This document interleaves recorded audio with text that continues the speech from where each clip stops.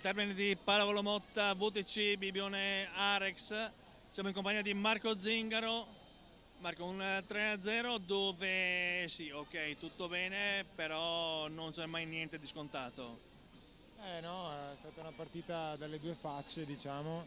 I primi due set noi molto bene, devo dire che siamo stati un pochino aiutati dall'altra squadra che ha peccato un pochino, diciamo, in gioventù perché la carta d'identità parlava chiaro.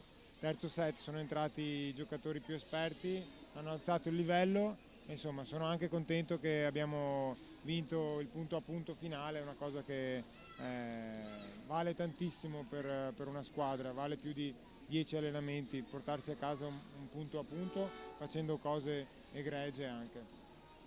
Vale tantissimo aspettando il risultato di Bolzano.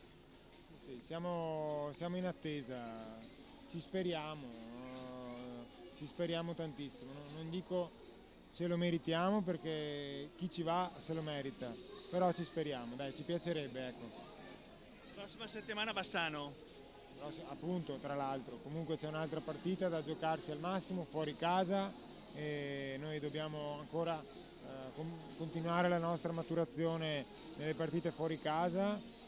Andiamo a giocare contro una squadra che non ha nulla da perdere e dobbiamo essere bravi ad andare col nostro ritmo a Bassano. Come sei arrivato alla partita di stasera dopo le due partite di sitting volley di stamattina?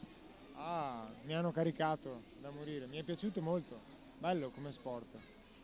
Praticatelo, interessatevi a questo sport che è veramente bello, è facile secondo me come sport ed è una grande qualità per uno sport essere accessibile, diciamo, perché non è che ci voglia chissà quanti come dire, anni di allenamenti per arrivare a divertirsi. È facile, ecco. Bello. Grazie Marco, in bocca al lupo per la prossima settimana. Crepi il lupo.